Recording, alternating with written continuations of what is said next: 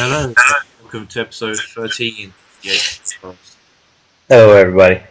How are you, Steve? I'm fine. Long time no podcast. Yeah, it's been. Well, an extra week. I'm sure the community can wait. I mean, I know they're itching at the bit to hear the podcast, but Catch up on all the leagues that they don't pay attention to and whatever everything else. comes to those who wait. So. Yeah. So yeah, this episode features season 23. We're like halfway through the season, I think, so we'll catch up on the leagues. We also have the fantasy league to cover. We're halfway through that as well, I think. The Fantasy League Cup and the Challenge Cup and also the Season 23 Cups. I think we're into like the semis and the finals of those, so 10 times ahead for them. I have so many league tabs opened along the top here. So I'm pretty sure if we work from right to left, well, I'll have them all in order. So. We also have the monthly tournament to cover. April now, which is set on the second leagues of leagues. I don't know how to put it right. Basically, I have like Serie B, League 2, the Championship, League 2 as in the French League 2, Championship, and I think the second Bundesliga. So, yeah, that's a pretty interesting tournament. Our idea came from Rome, so nice one, Rome. You've got Forza to cover. Sadly, Steve has said that he's pulling out of it. Oh. So we'll cover that when we get there. And then we got in real life, we've got football. Going to look at the FA Cup semi-finals. We actually got through somehow. We'll get to that when we get there. Have a look at the Premiership. The title race is heating up between City, Liverpool, and Chelsea. We'll cover films and TV with Steve. And then we'll finish off with anything that's left over. As we always do. Very good. So, first and foremost, Season 23. We'll start with Xbox One Club League 1, where we see Aaron with a 6-point lead over Dan, but Dan has got the 2 games in hand over him, so if Dan wins his 2 games, it could be all tied up. Yeah, before this match, I think they had pretty much, or before Aaron pulled 6 points ahead, they pretty much had identical records, even down to goal difference. I think there was like a goal between them. So yeah, really close up top. So yeah, Dan 2 wins, and depending on how many he scores, could see him overtake Aaron. So that's going to go right down. Have they played each other? If you give me 2 seconds, I will find out. These are the important things we maybe should know beforehand, but we don't. No, we'll do it off the fly. Sure, if you want to. While Wayne looks at that, I'll have a quick glance over at the rest of the table. We've got Welsa sitting in third. He also has 2 games in hand. So actually, most people bar Aaron and Storm, everyone has 2 games in hand. So so a lot of people with games to catch up on, so that could change things. We've got Tuzza in 4th, and he's 6 points behind Dan in 2nd place. Behind Tuzza, we've got Spurs, and then Worm, and then down into the relegation zone. So we've got Wayne there, and Storm there in the relegation playoff zone. But Wayne's only a point behind Worm, who's in 6th. So that can change. And Storm's only 3 points behind Wayne. And then in the relegation proper, we have Tuzza Jr. and Rex. So they need to get quite a few wins and soon to pull themselves out of that. The information shows that the next set of fixtures, Aaron faces Dan. Ooh, title decided. So that could be Twitch-worthy. So yeah, I'm sure one of them hopefully can get a decent connection enough to... Not Dan. Aaron relied on you. Yeah. That's fixture 8, and they've got one more fixture after that. So yeah, that could potentially be the title decider. We'll have to see how that turns out, and we'll cover it right here on the podcast. Not live. Maybe a couple of weeks after it happened. Yeah. Yeah, Golden Boot currently aligns with Aaron, with Wellington Nem on 13 goals. and that's 6 more than second place, which is shared by Spurs, Toza, and Dan. Spurs with Denis, Toza with Las Ogoro. I'm going to botch all the names again, get in. And Dan with Rios and Jimenez. And then 6th place, or joint 6th, would be Aaron, myself, and Rosa. Aaron with Bernard, myself with Ricky Lambert, and Rosa with Freddie Montero. So, Golden Boot looks to be summed up already, but league title still yet to be decided, and relegation as well. Yeah, and how are you finding it yourself? So yeah, you're in the relegation playoffs. What's going on? Yeah, I've had the best of season. Southampton don't serve me as well as they did last season. Last season I was basically in the title hunt the whole season, and now I'm trying to survive in the relegation battle. Is that anything to do with their weekly form, or is it just? No, it's me. Yeah. It's me. I'm not gonna beat around the bush. It's just me playing crap. So if you stick with Club League One next season, are you going to look to change teams, or is that giving away too much? I was going to. I'll say I'll try to change teams. Still echoing again. Again. Yep. But yeah, I was going to change teams. Anyways, Southampton have let me down this season. Anyone that knows me, like from the auctions, knows that I like change, and I usually change at least every 2 seasons. So yeah, it's more of a seasonal change. So I don't know who I'll go for, but I'll come up with some idea of a team that I would like. I've been using a few 4-star teams in seasons mode that are in the league, and they've been serving me well. Not going to reveal any team names because I'm not. So yeah, hopefully they're all very under wraps. This is also a test. Am I echoing? Echo. No, you're fine.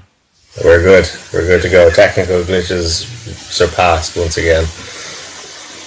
And I have my regular malfunction. So I've got games in hand, so hopefully I can win them against Tossa Junior. 2 wins to move you up as high as 4th. Yep, I've got in the next new set of fixtures as well. So all to play for me. All to play for. Good. Xbox Club League 2. Xbox One Club League 2 even. So he's a Rubiash, 7 points clear of Dazzle. And also Macadam, but Macadam sadly hasn't got games in hand. So Rubiash and Dazzle could easily put away there. And also Big B's 1 point behind Macadam, also with games in hand. Yeah, so there's good. Plenty of room for Big B, Dazzler and Rubiash to pull away from Macadam. Yeah, and even Hello World is 4 points behind Macadam and 2 games in hand. So with the right results, he could jump straight into 2nd place in that automatic promotion spot. Rigsy on 17 points, a point ahead of Hello World, but again, he hasn't got the games in hand like the others. And then sitting just outside of the playoffs is Immortal Tans on 12 points, Roach on 11 points, and then iBud on 5 and Toonkev on 4. I don't know what badge is that for Toonkev, but his team's obviously not serving him well with 4 draws and 6 losses out of 10 games. Yeah, it's quite a lot of draws. Only Tans has more draws than him, so if you can turn some of those draws into a win, sneak it by the odd goal, then you could move up easily. Then there's, I think, 2 or 3 fixtures left for the League 2 guys as well. So yeah, Rubiash looks pretty comfortable up top. He's only 18 points to play for. Yeah, he's only conceded 11 goals and he scored 30, so he's got the biggest goal difference by far. The next nearest is 11 with Big B scoring 23 and conceding 12, and then after that the next is 4. So those 2 definitely on top in the scoring charts at least, and pretty good defensively. Yeah, I'll tip Big B to do well because he had Stuttgart last season and he has the experience with them. Yeah, and he's only lost 3 games as well, so it's a pretty good record so far. The Golden Boot currently lies with Rubiash with Glia Gotti on 12 goals. Big C's 1 goal behind him with Nolan Wu for Lille. And third place is Immortal Tand with Lucas Prato. What an unfortunate name. Unfortunate for you to have to pronounce. Yeah. We'll move now to the Xbox One International League. Oh, I have it all lined up. This is going well. This is easy. I can keep up instead of having to search through all these tabs. They all look the same when they're at the top. They just say ranking. We've got a tie currently in the International Xbox One League. Both them and Valsa, both on 23 points, both on 19 goal difference. Yeah, so Worm only edges it by goals scored. He's got 36, and Welsa has 33.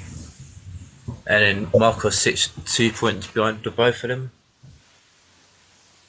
Sadly, not the same goal difference. Goal difference is 11, so you need to hope that Roman will also concede a few goals, or he can bag himself a few goals. Yeah, he's only conceded 9, so he obviously keeps a pretty tight ship at the back. And 20 goals is still a decent amount scored. So not quite near the top two. Not the best defensive, so. Yeah, exactly. So you don't have 11 Ibrahimoviches, which would help quite a bit. He would help a lot, but in defence, maybe not so much. Who's Worm got there? Is that Colombia? Yeah, it is Colombia.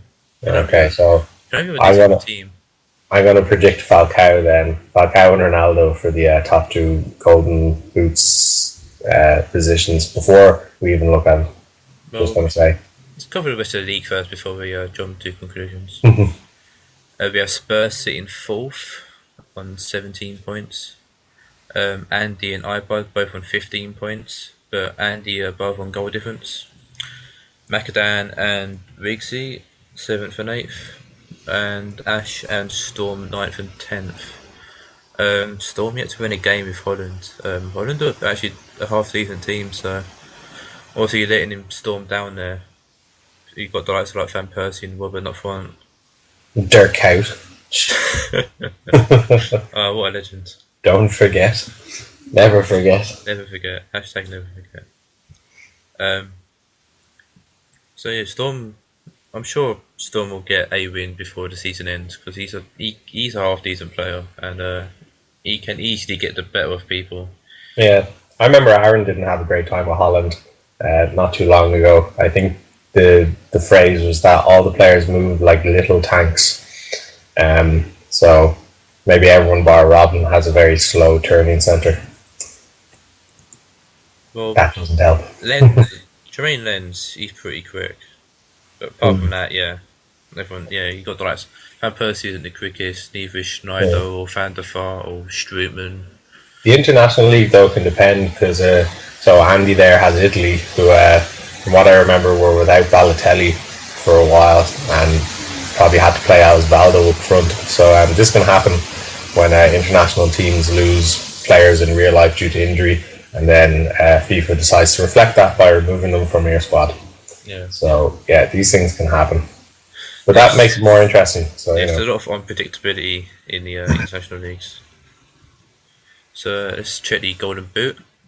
You are wrong, Steve. What? Top place is Hernandez for Ibad on 16 goals. Yeah. But 16.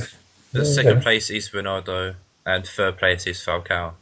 Okay, so Hernandez puts a bit of a spanner in my predictions. And so you said he scored 16. Yeah. And okay, so looking here, I would score 24 goals, so that's only 8 goals shared out between the rest of the team, which makes me think Hernandez is a bit of a ball hogger. But it's working apparently. So I'm guessing other goals come from the likes of Carlos Vela and Dos Santos if they're in the squad. Yeah. Ronaldo doing well for Portugal on 15 goals, Falcao on 11. Still time for them to change for the Golden Boot. It's going to be a tight end to the finish in the Golden Boot side of things. It's a nice little award to have on your profile. Right, so move on now to the 360 League, starting with the Cup League. And it sees Cows currently 6 points clear of Bigash. Both got the same amount of games played, so it's going to be a tight one, nice tight finish for them two again. They always seem to be the Yeah. two battling it out. Cal's obviously experienced with Chivo for Verona, he's used them before, so he knows Yeah. who plays were. And Big Ash reducing out on Nicholas Anelka due to him quitting Respawn. Obviously, it was a big blow for them. And no Shane Long or anything anymore. No. So, but yeah, this could be a cause send off. I guess I saw him mention the other day that he might be making the switch to Xbox One. So if he does win this league, it'd be a good way to sign off from the 360 competitions. Third place sees Bring It with Feyenoord on 22 points, and a point behind him is Destroyer with PSV. There's a bit of a gap, 7-point gap between 4th and 5th. 5th sees Hernandez, but Hernandez has a lot of games in hand. He's got 6 over Destroyer. So that's 18 points, so that could easily teleport him straight back up into the title race if he wins all 6. Vince also on 14 points, but with a minus 10 goal difference. Yeah. And then, Silver Chaos ain't in the league anymore, I don't think. So Drugs, always drugs. always drugs, yeah. They never learn. That's all those that listen to the podcast since the start. It's always drugs. Hugs not drugs. You heard it first. Then Organic Word is 8th. Soggy Cabbages is 9th, and Gas Grass is 10th. I'm going to give out a little shout out to Wince because Fulham can't be the easiest team to use at the moment. Though I think they won. They beat Aston Villa. They beat Norwich that as was. well, I think. And Norwich, oh god. So maybe they do have a bit of a stat boost. But in general, all the games before that would have not been a pretty sight. All those little red arrows pointing down. So fair play to staying up there. Because it's not easy when a player gets knocked down from, the high 70s to the low 70s. Yeah, I recently bought Dan Bent in the Fantasy League, and he's 74, but I've got him as a 72. Oh, okay. So we'll move on to the Golden Boot. Golden Boot currently arrives with Cows with Cyril Ferru on 16 goals. Second place is Nikita Yedovic with Organic Word on 10 goals. Third place is Armanio Amentoros Bring It on 8 goals. My reading's getting better, so I'm happy. Yeah. People just need to score with people with better names. I think we said this before. We want more. I said this 3 weeks ago in the last podcast. Yeah, we want more Smiths and stuff. Yeah, like I can pronounce Sessignon and Long and Ruiz and Depay. So we hear Sessignon on a regular basis, so that's okay. The commentators on Sky Sports have learned that one for us.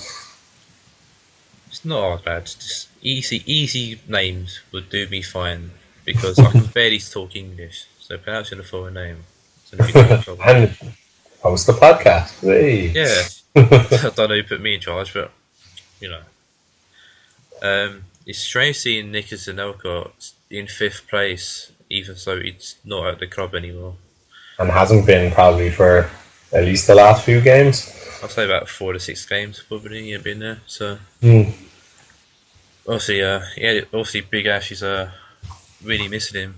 Yeah, Anelka didn't do drugs; he was racist. So whether he realised it or not, I don't think he did. To be fair, but too late for that now. We'll finish off with the International League and the 360, and it sees Big Ash top of the table on 27 points, but Bring It also is on 27 points, but he has 2 games in hand, and Hernandez is 2 points behind the both of them, also with 2 games in hand. Interesting to see that Big Ash has scored 52 goals for Yeah, I was just looking at that going, especially when you compare it then to Bring It. Yeah, who's just scored 19. The second highest is actually Cows on 30 goals.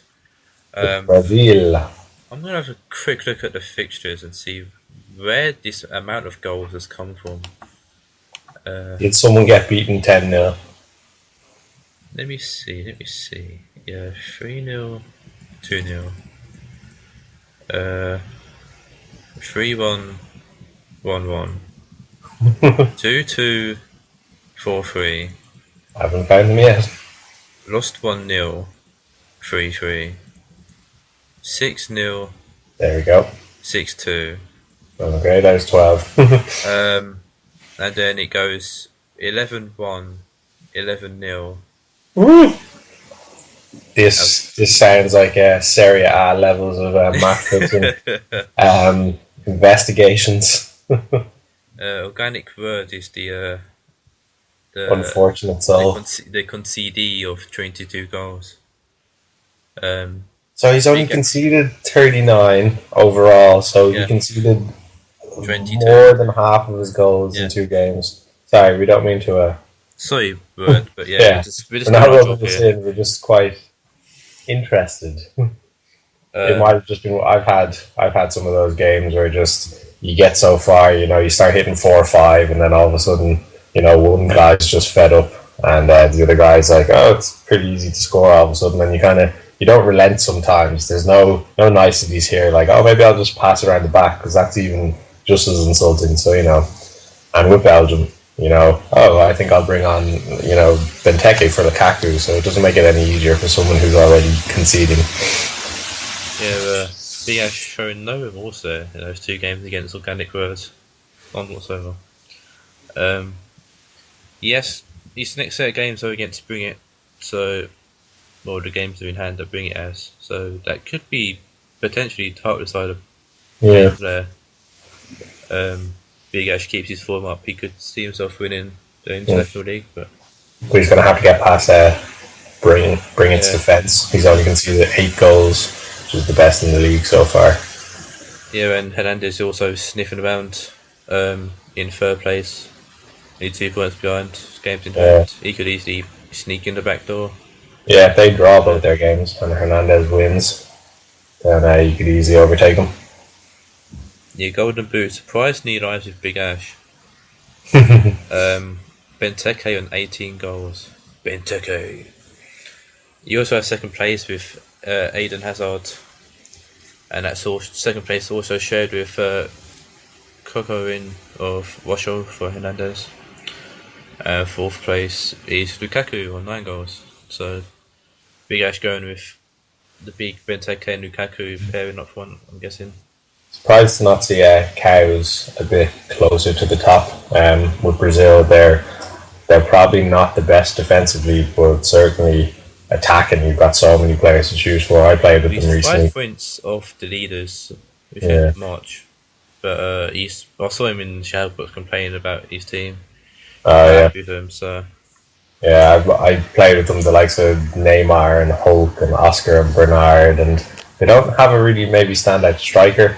You can have Luis Fabiano maybe, or they got Fred in at the moment. Fred, yeah. You could play Hulk in the centre, but they do have a lot of kind of options like that. But they're also good technically and all kind of 4 and 5 star dribblers. So I remember having a lot of fun when I tried them out. So, but yeah, he can still get up there. 5 points between Cows and Vince as well. Vince sitting 5th, Word is 6th, Destroyer 7th, Soggy Cabbage is 8th, Gasquas 9th, and Andy 10th. But Andy is another one, he's been caught doing drugs. Seems the 360 lads will never learn. He's been deported back to Denmark. Yep. I'm sure to live amongst his players. He could have spent that or welcome back. So yeah, that is season 23 up to date. As far as leagues go, easily. We do all the cups together, or we do the cups now. Where are the cups? Yeah, we do cups now. Cups. Let me just close that. Alright, so Xbox One Club League Cup, and we have a winner, and that winner is Dan. So congrats Dan on winning Club League Cup. Congratulations. Also in the final. We've got a couple of little crowns and they're shiny at the top of the page if everyone wants to gaze upon them in admiration. And also see it on Dan's head. There will be pictures soon. Yep. Dan's road to glory started with a win against Big B in round 2. Beat Ruby Ash in the quarters and I suppose in the semis, and as we just covered, we're also in the final. We also beat Rome in round 2, Tossa in the quarter, Tunkev in the semis, and lost in the final. I didn't get out of round 1, so I just forgot about this. Can't really do fair. Yeah, coming up against Shakhtar, so that's no bad way to go out. I lost to Tunkev, yeah, Cardiff. Oh, am I looking at the wrong one? Ah, sorry, your names are so close together. Yeah. Okay, well, Kev had a good run as well. He only missed out on the final after losing to Welsa. Yeah, it shows that you can do poor in the leagues as such, but have a really good cup. Gives you a chance of winning some kind of silverware. It's a bit like Spurs in real life. Exactly, or Arsenal. Or Arsenal, yeah. Sorry. Well, I'll say Liverpool of old, not Liverpool new. Yeah. So the Xbox One International League Cup sees another winner Marcos. So congratulations Marcos on winning the International League Cup. Beats Rome in the final. Marcos' road to glory started with winning the quarterfinals against Rigsy, beat Storm in the semis and Rome in the final. Rome beat Macadam in the quarters, beat Welser in the semis and lost in the final. So again, Marcos doing average in the leagues but wins the cup. So, well, he's third, but you know. Yeah, you know, slightly above average, we'll say. You still have a chance for the league as well if results goes away, so you could pick up the international double, which I have done myself in the past, just saying. It's a nice thing to have. Toot. Yeah, well, if you want to go 2-2, I've done it twice in 2 years. So that's really going 2-2. That's allowed. That is allowed. That's what it's for. Well, I haven't done much to shout out about recently, so yeah, I'm turning into a Liverpool fan. History is important. It is if you're a Liverpool fan. Xbox 360 Company Cup. We've got the final. We see Hernandez versus Destroyer. Which deadline was 3 days ago, so not that I want to say it too loudly, but get it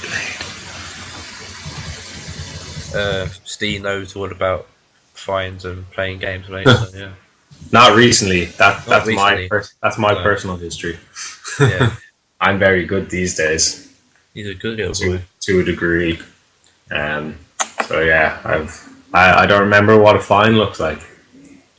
They don't exist in my world anymore. So that was the old free.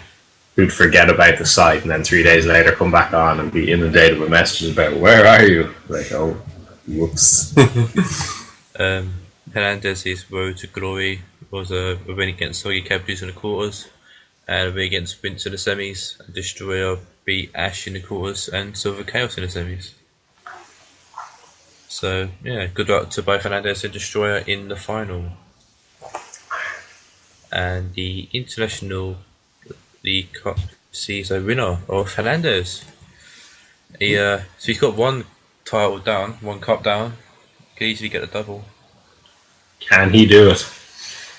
Well, he's definitely in the best position to. So he's the only person in the position to. So not that we want to play for favourites, but yeah, it would be cool to have a double cup winner. So fair play to him if he gets it. He beat Gaspars in the quarters, Big Ash in the semis, and Cows in the final. Cows took the long route because he had Faraz in round 1, Vince in the quarters, and Organic third in the semis. So he had an extra game Cows to get to the final, but sadly lost out in the final to Hernandez. But congrats Hernandez. Good luck in your other cup game or cup final. Be nice to see somebody win the cup double. I'm guessing probably someone else has done it in the past. More likely the likes of like Aaron or Dan. But yeah, not you, no. Not me, no. Who knows? So yeah, that's season 23 done. Actually done now. And we'll move on to the monthly tournament. Actually, no. Let's go to the fantasy league. That's Okay, the yeah. other All league. leagues. All leagues all the League time. first. Yeah. So let's start off with Fantasy League 1, Season 4. Aaron 6 points ahead of Magoo. Aaron yet to lose a game. Only conceded 4 goals as well, which is ridiculous. Yeah. Um, While I scoring the most at the same time. So he is both super attacking and super defending. I must say I've put 1 goal past Aaron, so I'm one of those people that You have scored a quarter of all total Yeah. goals scored against him. I think I got the draw against him as well. If memory serves me correct. The Just one to- blemish on his record there. Yeah. The 1D. If let me just check that. I don't want to toot my trumpet and I think it might have been you. I think I remember you saying at the time that you lost the one, drew the other. yeah, I scored 1 goal against him and got the draw. So yeah, I fluked the draw to be fair, because Aaron was all over me, and he won 4-1 in our first game. Yeah. So who else? Who are the other lucky people that scored 1 goal against Aaron? Marcos got 2 against him, Yeah. and the other lucky person was Rochi, who managed to get 1 past him while losing 4-1. So not so lucky in the grand scheme of things. No, just like me. Aaron, I think Aaron's played Magoo yet. No. So Aaron's still got to play Magoo. So Aaron's got a lot of stream-worthy games coming up. So if he would like to take that on, or if Magoo wants to stream instead, we could all have a watch if we're on time. And keep an eye on their match arranging threads. See what time they're going to be on it. Worm's also on 16 points, but down 10 goals on goal difference to Magoo. And Marcos is a point behind Worm on 15, with a better goal difference, and so is Dan as well, who's on 12 points. And there's a 5-point gap to me in 6th place on 7 points, and then Rochi's on 3 points in 7th, and Big B is 8th with 2 points. How's your team looking? Oh, go I on. want to say Rochi not doing a very good job of defending his championship. Yeah, After winning it last season, it's looking a bit bleak for a potential comeback. With only halfway through the season, or more than halfway. Well, we've got 14 games to play, so 6 left. Yeah. So only a maximum of 18 points for him to get. So leaving him on 21. I've got to play Magoo, Dan, and Bry. So. And are you happy with your team at the moment? How are things looking? Yeah, I've been in new players like recently. I've brought in Jay Rodriguez, which I'm happy with, because he's one of my standout stars in my Southampton club league. So you know how to use them. Yeah, utilise I've them really well. really got position for him after selling Quintero earlier to Magoo, which should come back to bite me when we play each other in the league. I've brought in Raphael from Magoo as well, new keeper, because I had keeper issues recently, as you found out when you played me in the Challenge Cup. Yes. My keeper couldn't catch a cold. Probably buying Conan Trowell was a good buy, because he's moved Suningo up the pitch more, and he's doing really well attacking. Been causing a lot of trouble for my opponents. Ask Roach. Roach hates him currently. But best buy I probably made is Nikita Yedovic. 3.4 million I paid for him, and he scored at least 1 goal every 2 games, if not more. He knows where the net is. He's good in the air. He's strong. He's got good pace as well. And, for a tall lad. Yeah, he's 6'2", I think. So, anyone who's 6 foot or over and has pace in around the 70s, you're looking at a pretty fast person for that side. And for 2.4 million as well, bargain. Yes. So I'm happy with that. So we'll move on now to to League 2, the Fantasy League, where our other podcast host is Steve. Here I am. Currently lies second, 8 points off first place with Rubiash, and joint points with Dave at All Hello World. And KK. And KK, that is true. And a point ahead of Geordie, and 3 points ahead of Tans. So all very, very cosy. And then there's a huge gap from 6th to 7th with Toonkev on 2 points and Andy on 1 point. Though I might well be in a false position because Ruby Ash and I have played our 2 league games and we drew both of them. So that's his first 2 draws. So he's on 20 points, I'm on 12. So depending on other games that have been played, I could well be down. I could be 5th, I could be 6th. I'm sure Magoo will get around to updating the tables sooner or later. Yeah. I would like to point out there's been a sale in the Fantasy League currently as we're doing this podcast and as I'm talking. It's always going on. Jesse Rodriguez has been sold from Magoo to Tans for 44.5 million. Wow. And also Dan has bought Giovinco off Rome for 42 million. So there's some big deals going on. Yeah. Jesse Rodriguez plays for Real Madrid in real life. He's probably only 74, 75. 76. Oh, he's gone up quite a bit. Okay, I think he started FIFA 14 as a 73 because I bought him in my career mode on loan. But even even as a 73, he was super fast. He had pretty good finishing. Even though it was 73 or something, I remember putting away quite a lot of chances with him. So as a 76, because he's getting actual game time for Real Madrid. So he'll be worth all of the 40 odd million he cost. How's your team doing, Steve? Happy with them? We are okay. I've tinkered with a lot of formations. It's annoying having to change formation constantly during a season. You know, I've been trying to do as many ladder matches as I could to test them out. But I think I'm kind of settled now. But I say that until, you know, I go a couple of goals behind and then I change it again. But against IKEA then. Yeah, but against Ruby Ash, we drew the first match 1-1, and then drew the second match 3-3, and I was actually down 3-1 at one point, and I think I got my last couple of goals in 80 minutes onwards. So it was one of those games where I played well, and I didn't really think I deserved to be 3 goals behind, but yeah, I changed things up. I moved some players around, so I think that kind of helped me settle on who I want and where. So yeah, I think I should be okay. Your reactions in the party chat at the time definitely showed you were more than happy to have yourself the goals back.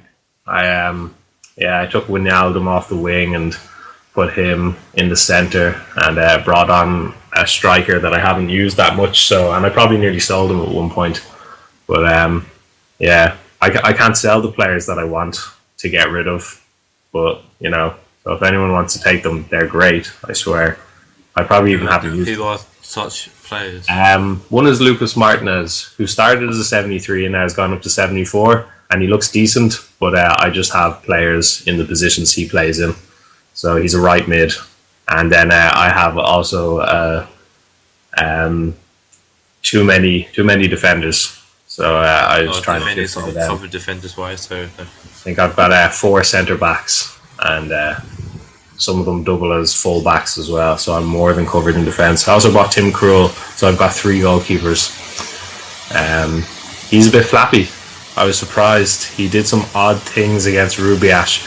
He came out of his goal at one point, and the ball bounced over his head, which you don't see that often. I don't think I conceded because I had a defender on cover, but it made me question his 79 rating. But he's a good shot stopper, so I guess I'll have to overlook some of his kind of Jens Lehmann-esque stunts. Well, to be fair, seeing that Toonkev bought Tim Krul and then goes and buys Brad Guzan from the next auction, Yeah. And the fact also that Toonkev is a Newcastle fan and so is a Newcastle player. Kind of showed that Toonkev. There's something also fishy about Toonkev, and Steve found out the hard way that he's a bit flappy. But like I'm still going to say he was worth it. He was an expensive goalkeeper, but he was 5 better in overall rating than my next best one. So yeah, I'm still happy ish. Ish, yeah. Right, so we'll move on now to the League Cup. We're in the semis. First semi sees Master KK versus Magoo, and the second semi sees Toonkev versus Worm. I was knocked out in the first one by Andy. I was knocked out by Magoo. Yeah. My games against Andy. Andy deserved to go through. He beat me 3-1. He deserved to win. What more can I say? Yeah. Yeah, played me. I got my revenge in our Change Cup games. I beat him both times, but yeah. You won the League Cup game, but sadly gets knocked out by Toonkev in the next round. Yeah. Can you remember your games against Magoo, Steve? I lost 1-0. I probably didn't play well. He could have scored more, but yeah, just nothing worked in that match. Just a lot of, oh look, that pass didn't go to whoever I wanted it to go to over and over.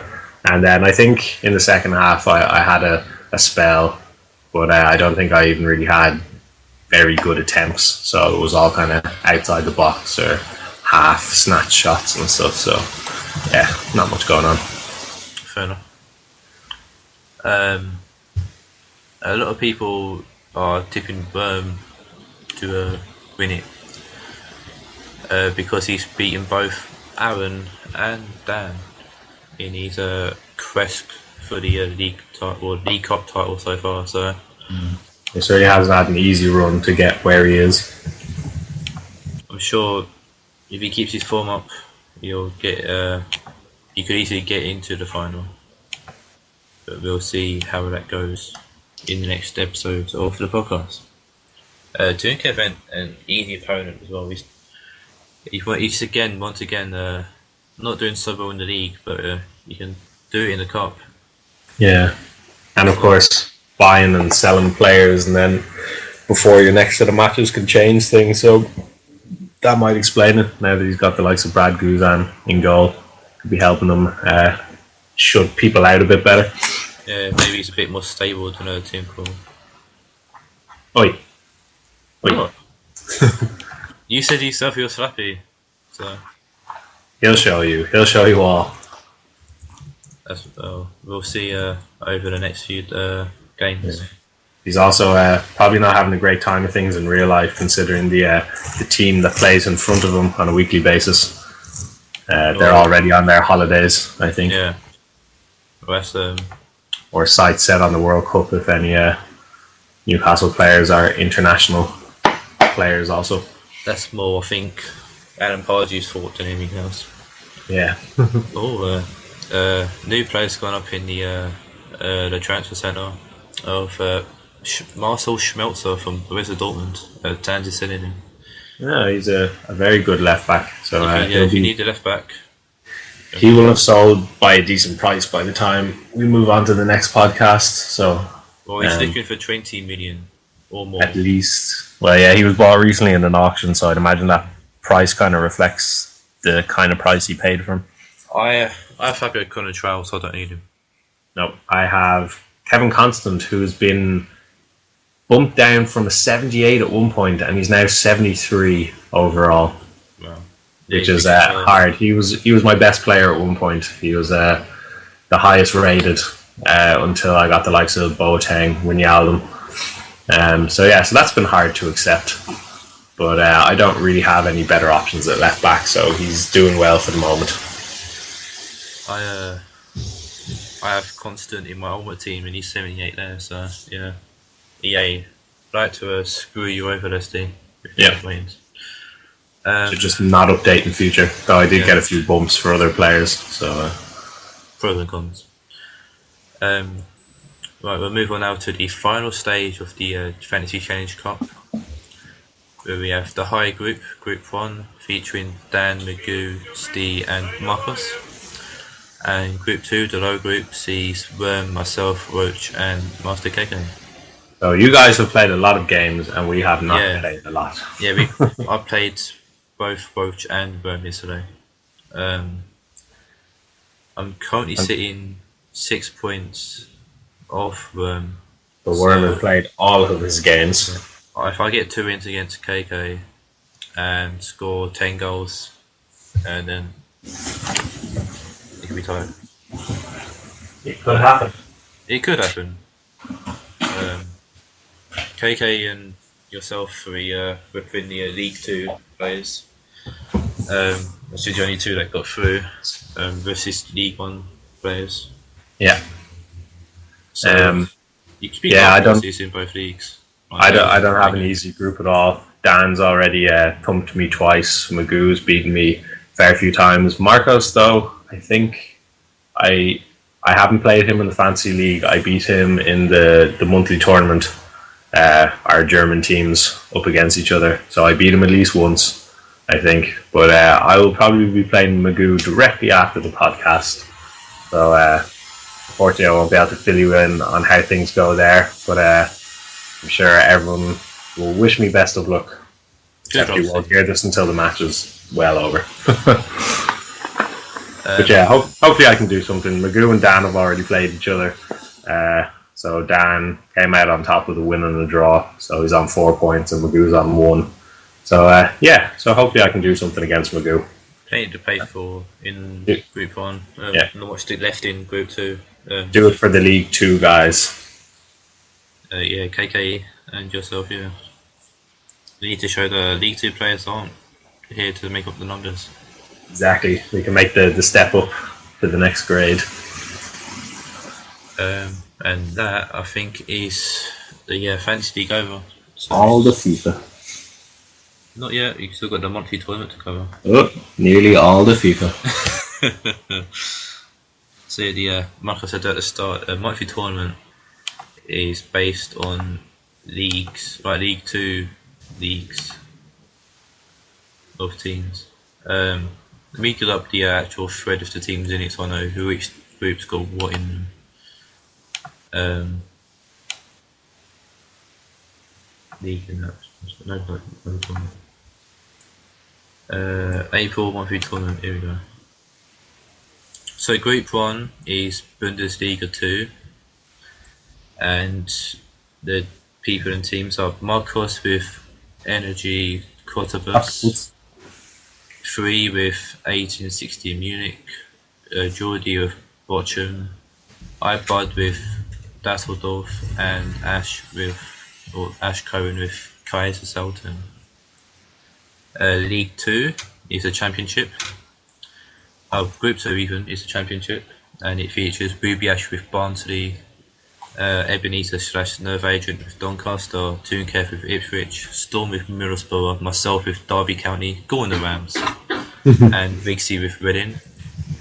Group 3 sees the Liga Adiente, and Worm with Lugo, Big B with Real Murcia, Yorkshire with Mallorca, our Spurs with Ponferradina even, and Colin with Real Zaragoza. And Group 4 is Syria B with Wales with Carpi, Macadam with Pascala, Stevie 71 with Borussia, Immortal Dan with Empoli, and Andy KDID with Palermo. And that's all the names of all those teams. And pretty the 360, it's a bit of a mixture of the 360. Big Ash as Barbie from Syria B, Chaos as St. Pauli from the Bundesliga 2, Tea and Crumpets as Palmas from Liga Adiente, Ganic Road as Troyes from League 2, Vince as Independente from the rest of the world, and Zoe Cavaliers as Palermas from the rest of the world. And that's been done. That's a lot of words. Congrats. A lot of words I've butchered as well. So yeah, Group 1, Bundesliga 2 sees yourself, Steve, currently top. And it's the top. This is news to me. Top player going through from each group. So I am relying on possibly someone doing me a favor against Marcos, so he needs to win both his games. So any defeat in just one of his games sees me finishing top, which would be a pleasant surprise. Since I don't remember playing a lot of these matches, but apparently I won 4 of them and drew 3. You played all of them in the same day, didn't you? That was what it was, all one after the other. Yeah, so they're all just blurred. It was just one big long match with 1860 Munich. How did they treat you? I really enjoyed playing with them, actually. They were really good. They had a few players who were even rated, 67, 68, and they were just great. My centre attacking mid, whatever his name happened to be, was really good, kind of technical player and had a decent strike. And then I think I had a couple of 70 rated defenders, which helped. So I only conceded 8 goals in all my matches and scored 15, so that's not half bad. Marcos' final game is against Ibod. So yep. He's your fate decided, MC, in a Group 1.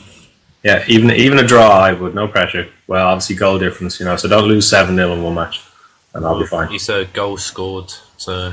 so I'm already behind. Yeah. You can't get minus goals, so yeah, you just got to hope that... So you have to win, no pressure. Group 2 sees the championship. Rubiash is through. Nerf Agent's been doing drugs, so he's been kicked out of the group. So people won't know. People won't know. I never even heard of him. He was Ebenezer Good. Okay. But he changed his game tag. Fair enough. So yeah, well on Rubiash on getting through. No one else can catch you. If anyone's wondering, that's just Wayne doing his DIY in the background. He likes some dickhead outside doing his DIY. He likes to keep himself occupied during the podcast. He makes tables and dolls furniture. I'm not bidding. Rubiash is through. I'm trying to look up windows so I can see the dickhead who's doing DIY. So yeah, well on Rubiash. VC could go through if he wins all 4 of his games, but 2 of those games are against Rubiash. So okay. He's currently sitting top with 5 wins, 2 draws, and only 1 loss. I was happy with Derby. Derby served me well. Had two good forwards of Chris Martin and Johnny Russell. How's that Blondie kid? He's a hot property in real life. That doesn't help. Blame the kid. Is it Josh Ward? I can't remember. He's about 18. He's a kind of centre mid. It could be Charlie Bryson. He was my cam. Okay, there's a very, very much touted player. I think I've heard talks of moves to Liverpool, for £7 million and all this kind of stuff battered around. So he's quite the dribbler. If I can get something on the old Google. Will Hughes. There we go. Yeah, I used that is the name. Yeah, I played him. I played 4-1-2-1-2, and he sat happily at CDM. Good player. He did his bit. He done his job well. Keeper. The only problem we had was keeper. I think his name's Luke Grant. He was a bit flappy. He was a bit palm happy. Bit Tim Krul. Yeah, basically, yeah. Yeah, it cost me a few goals by just palming it straight to the attackers. But overall, I'm happy with the team. Chris Martin and Johnny Russell up front. Chris Martin, you're a big, stronger striker, and Johnny Russell, you're a quick, agile striker. Yeah. Martin was 5-footed, Johnny was left-footed, so yeah, it's good attacking force. Just a few games I could have scored more, and a few games could have went better my way, but move on. I enjoyed the tournament though. I enjoyed Derby County, so it served me well. Yeah, I definitely enjoyed this month's iteration of the monthly tournament. So it's been good fun. A good job suggesting this idea. Yeah, and you always have fun playing with teams that you wouldn't normally come across in your regular FIFA playing. So, speaking of them, he is through on Group 3 on 18 points, winning 6 and only losing 2. Neither Spurs or Big B can catch him. Colin Colin could. Pan, yes. He can finish on 21 points, so he could actually, if he won 5 of the 6 games, he'd be level. Though whether he'll score 18 goals in the process, I don't know. Well, your opportunity's there for him to take, just whether he can take it or not. Yeah. And then Scoot 4 sees Rolls the company top, hoping Macadam can throw his games against Stevie B. So we'll see how that works out. Macadam would need to win both his games though to top the group. Can Stevie go through using your crit match, Steve, or needing 17 points? Maybe not. Well, he can finish on 18 points, but He needs to win every game. Yeah, he needs to win every single game. So I like him straight away though. He's got my first name and he's got at least the first letter of my last name. So I feel an affinity. If that means he was born in 71, I'm not quite as ancient as him, so I like that. But I am also a Stevie B. I'm also a Stevie B. So welcome, Stevie B number 2. I'm so used to that as a nickname now in clubs. Yeah, Stevie B number what? Stevie B. Yeah, I've never thought of it. I don't know why. I'm usually my girlfriend uses that. She's probably the only one. And then because she says it sometimes, people who don't really know me say, "Oh, how are you?" and Stevie B. I'm like, "Oh, this is new." Okay, so we'll accept that. So I might not use it then if your girlfriend uses it. Just the girlfriend and Wayne. Yeah, I don't want to really be in the same settings as Ethan. That'd be a tad strange for me. Yeah, too close. Little bit. We'll move on now to the 360 Monaco tournament. Whew, this is like a marathon session. I know, we're like an hour in and we haven't covered real life yet. Yeah, the real life has no place when there's so many leagues and tournaments and cups and FIFA all the time. All the FIFA, all the time. So we've really got a top 2 even going through from the group stage in the 360 with Big Ash and Cows. I think team competitions could change for the second place spot. Yeah, he can finish on 19 points. So he's got 4 games in hand, maximum of 12 points to get from that. So he could upset Cows' second place position. Team Compets and Cows actually makes in real life as well, as Cows introduced Team Compets to the site. So I'm sure it's a perfect way to repay him back by kicking him out of the final. So you can use all that added psychological warfare, send him texts and Snapchats about how he's going to fail and stuff like that. So you could call him during matches and put him off. That could be a good idea, yeah. I know Cows is a regular listener of the podcast, so you're listening, Cows. Do that. You've got a few tactics to your advantage. Yeah, you can just knock into his house as well, and just you can sit beside him while he plays the matches and just like smash the controller out of his hand. What can you do? Maybe not that, just nudge him maybe so often. Yeah. Tea and crumpets, do not answer the door, even if Cows should come bearing, treats. Room service. Gifts. Yeah. But unless Team Crumpets wins his games, it'll be Big Ash versus Cows in the final. So these two seem to be kind of dominating a lot of the 360 tournaments, leagues, and cups between the two of them. So it wouldn't be a surprise, I guess, to see them. But look at Ash's record there, just to say 10 games played, 10 wins, 38 goals scored, only 9 conceded. So, 1-0 and 5-2 against Cows in their D games. What team does he have again? Barbie. Syria B. Syria B. Fair play. Very impressive. Again, taking over Morton Organic third, beating him 11-2 on aggregate in their 2 games. I feel like they have some kind of arrangement here. I think Ash doesn't like words. I think that's what it comes down to. He plays a 2-1-7 formation, just all attack. So hopefully Cows can upset the one that Ashley's on in the monthly tournament and nick the title. Yeah. But we'll see. But that is FIFA done.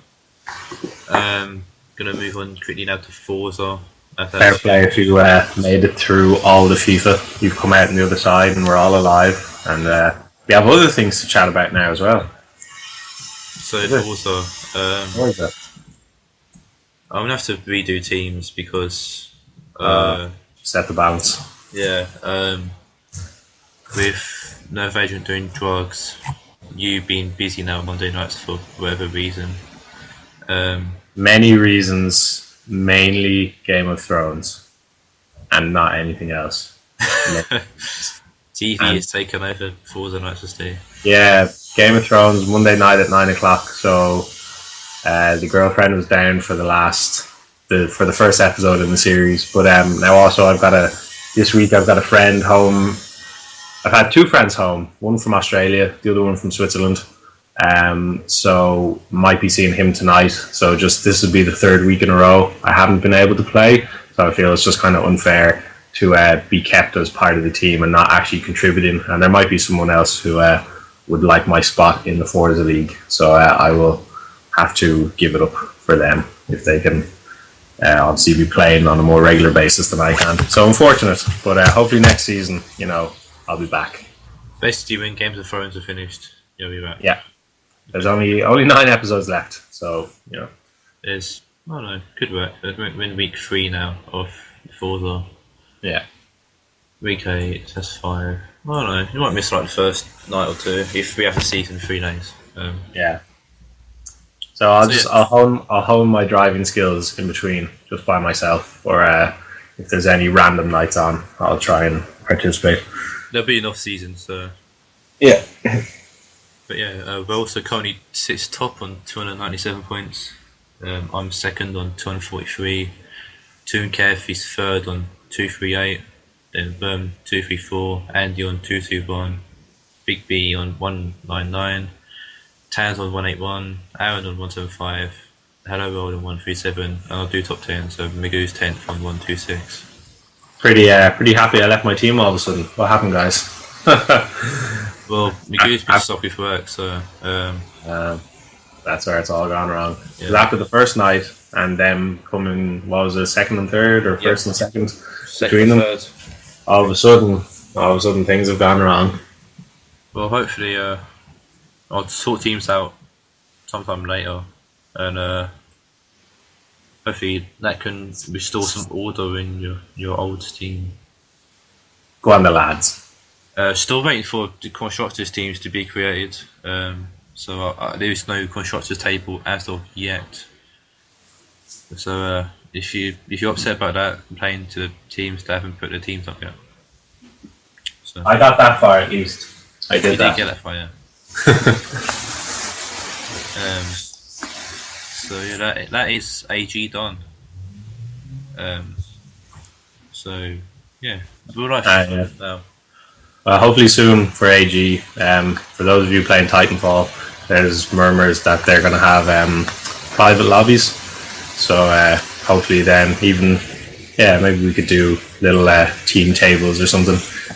But so hopefully that will get added to the site properly, because the first attempt at a Titanfall night didn't work so well with the lack of private matchmaking options. So yeah.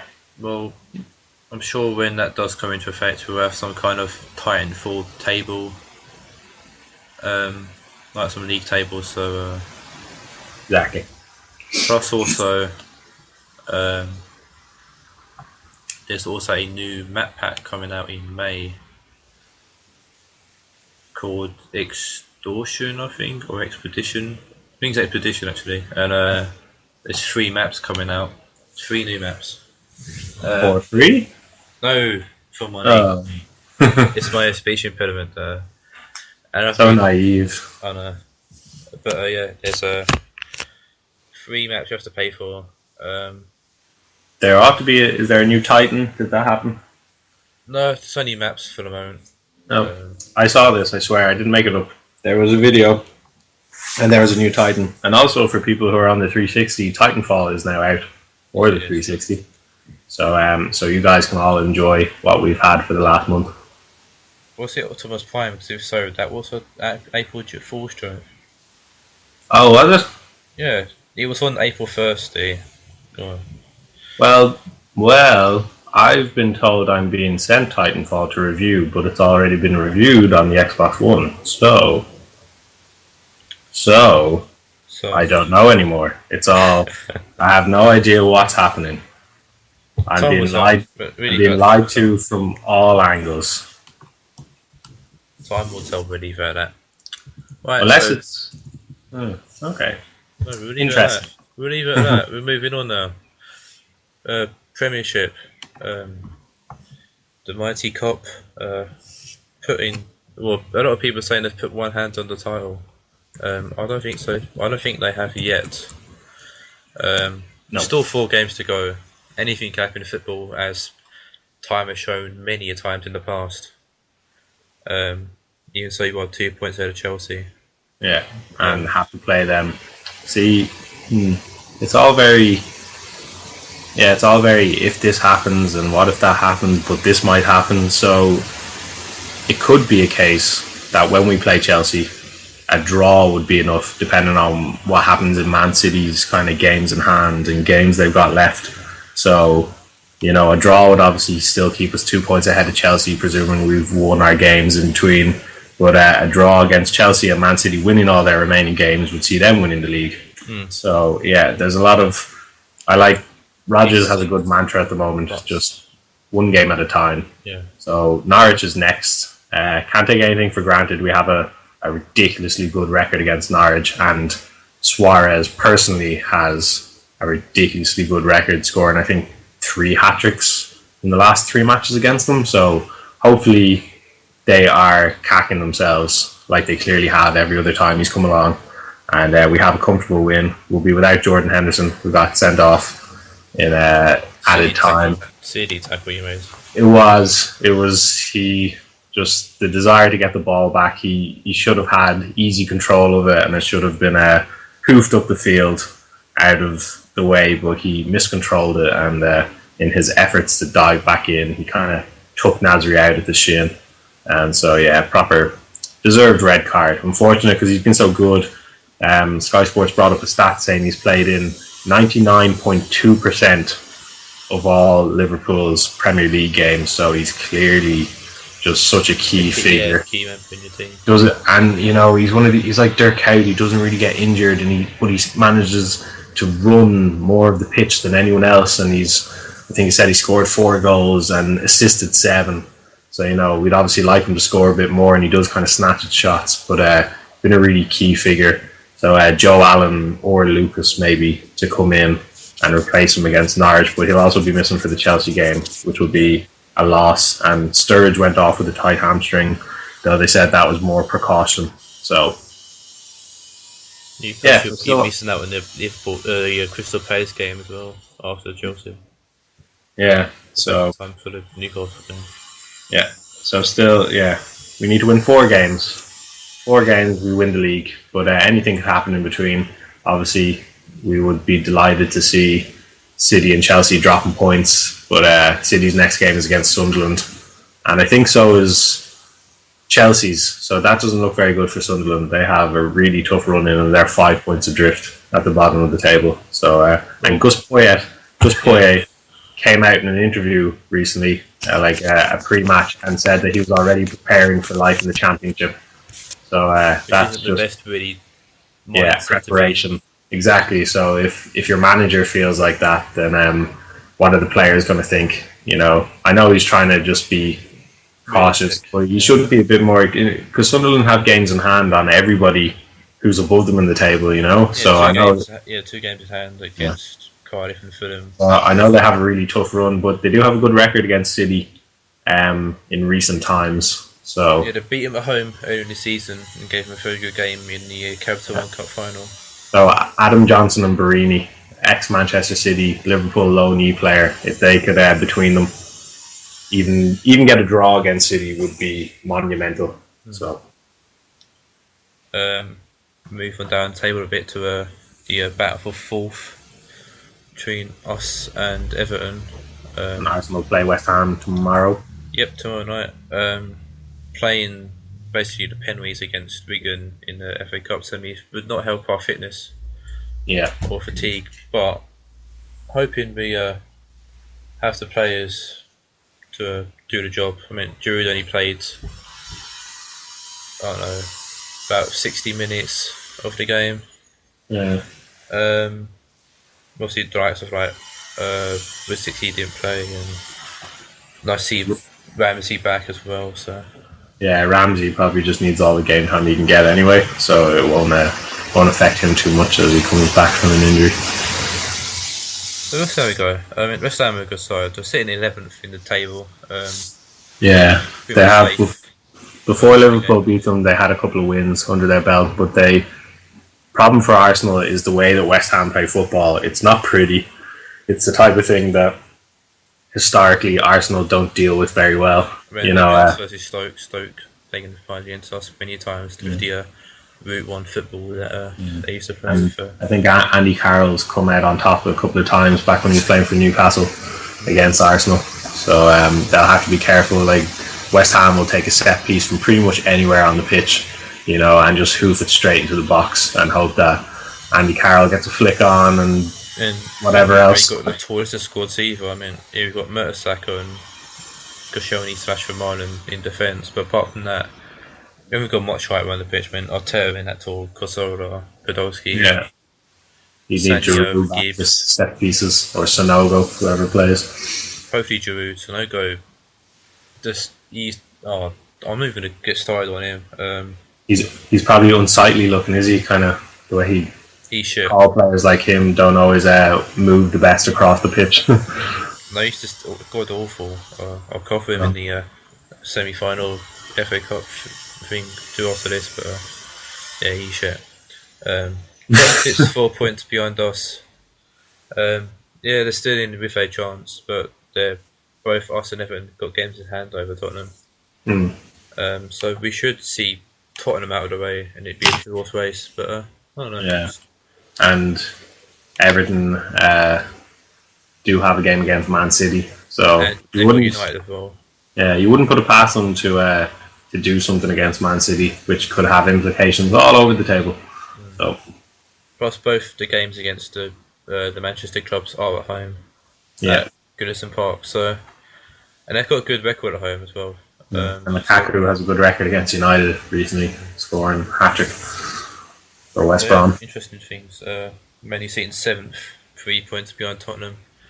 I'm sure Tottenham fans will just be delighted that they finished above United, really. Yeah, sorry, but Spurs are they just amuse me to the highest level at the moment. 3-0 down, to come back 3-0, fair enough, but it's just they shouldn't be going 3-0 down against West Brom, and their goal difference, I think, probably dipped into negative numbers at that point. Yeah, they've got a goal difference of 0. Just 0. It baffles me how they're so high up the pitch, but they'll probably want to forget this season as soon as they can, bring in an actual manager, and then maybe actually get some use out of the players that don't leave during the summer that they bought recently. There seems to be a bit of a rebellious nature within the Tottenham camp. Yeah. The likes of Hugo Lloris and Vertonghen and a few other players that say if we don't get Champions League we're going to leave. So yeah. So do you really want? They're going to get Champions League, so will they leave? Yeah, they will find clubs, but that's not really the attitude you want. If I don't get exactly what I need, or players who aren't willing to really fight. It's like you never just deserve Champions League just because of the team you are or the players that are in the team. So you really have to deserve a top 4 spot. We'll look down to the bottom of the table and see. We've covered Sunderland already. We've sort of Cardiff and Fulham currently in the relegation zone. And Swansea are only 3 points clear after losing to Chelsea the other day, and for all their kind of beautiful football when they came up, and they probably shouldn't have gotten rid of Michael Laudrup. I remember having a look at what Swansea fans were saying, and so many of them were happy to have him and saying that he brought them on the next step from Brendan Rodgers. So whether that was a bit short-sighted just because he won a few games well and stuff, but they probably shouldn't have shipped him out straight away. I'm sure he'll He guided him to the Capital One Cup, which exactly. I Yeah, think that's his first trophy in like ages. that's the curse, isn't it, for a lot of teams winning the trophy, either the FA Cup or the Capital One Cup, and then getting relegated or finding it tough to cope with the cup run and the league as well. Well, Wigan are actually doing quite good. I think they're like 4th in the championship. So playoff beckons for them. Yeah, so they've done themselves proud. Again, I'll cover that in a sec. They've still got the likes of Norwich, West Brom, Swansea, Fulham, possibly even Hull battling in the relegation side. Yeah, Fulham are in the middle of the Great Escape. With 6 games left or something, they won the last 2, so they'd need to win the next 4 as well to avoid relegation. And I'm sure they've got a couple of tough games in there. Be Portsmouth all over again. Really, winning the last game of the season. And West Ham did it as well, back when Tevez played for them. Yeah, I think Fulham have the ability to do it, if they can actually rally themselves together and actually pull together and do it themselves. And I think their manager has a stat of never having a team relegated, so he wants to maintain that record. Maggot. If he does do it, he's done well, considering he's only been at the club for like 10 games. Yeah. So, and they lost a good percentage of the first few matches he was in charge of. No, time will tell. Also got the mid-table teams that nobody cares about because they've got nothing to play for at the moment. I don't know, so Southampton, Newcastle, Stoke, West Ham, Palace. Palace are doing quite good. They had a poor start to the season, but had really good recent form. Tony Pulis knows how to get a team in shape. As much as I hate Tony Pulis, he's a good manager. Yeah, they don't even seem to be playing the same kind of Stoke-style football. You know, they don't have the exact same players, so he's obviously had to adapt a bit. And you know, they've played a bit of football. They have people like Jason Punchin who probably prefer the ball at their feet, and they have a bit of pace and stuff. Came on loan. Yeah, they'd actually be one of the games I fear for Liverpool. So we've got Norwich, then Chelsea, then Crystal Palace. You know, Crystal Palace have beaten Chelsea at home only recently.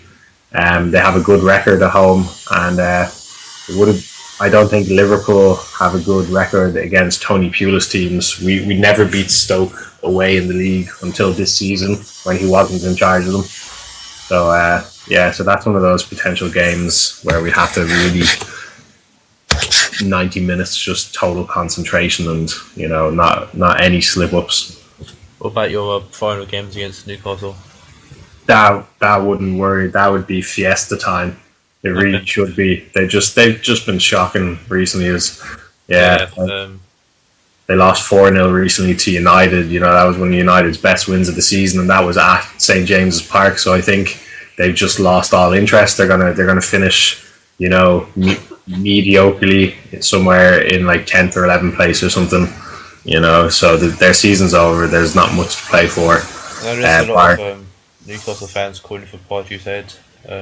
I think obviously Mike Ashley's been been hated as chairman for quite some time now. Yeah, refusing to give Pardew money for players and whatnot. So I think if it came down to them being the last game, they're saying that Man City made a tough job of beating QPR on the final day a few seasons ago. So you can't definitely take nothing for granted, but I wouldn't be as nervous as the likes of even Norwich, who are fighting to stave off relegation, and they have a new manager and stuff. So sometimes that gives players a bit of impetus to do their best and show that they're worthy of being kept around for next season. I'm sure we'll cover the finale on the podcast. Yeah, we'll have probably 2 more games to cover, which could be the Chelsea game. So it'd be just after the Chelsea game, the FA Cup semi-final have been played. The final will see Hull versus Arsenal. Arsenal and Wigan go into penalties in true Arsenal fashion, having to make a meal out of everything. I watched the game, obviously. Um, came out Didn't. slow start. First half was a tad dull. We had a few early chances. So no go had a header that was saved by Scott Carson. So no got a few chances actually in the first half that he just threw away. Yeah. But Scott Carson played very well. He had a really good game. He made some really good saves. He was unfortunate with the goal that we scored because Wigan went ahead for a penalty thanks to Mertesacker giving away a stupid penalty at that. Yep. I think it was McManaman who danced into the box. Mertesacker was late to tackle and gave away the penalty. It was a clear penalty as well.